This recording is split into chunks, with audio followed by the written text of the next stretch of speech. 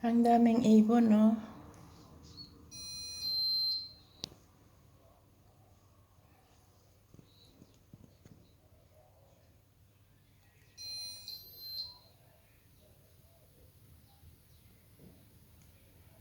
Ang daming ibon dito sa work outside.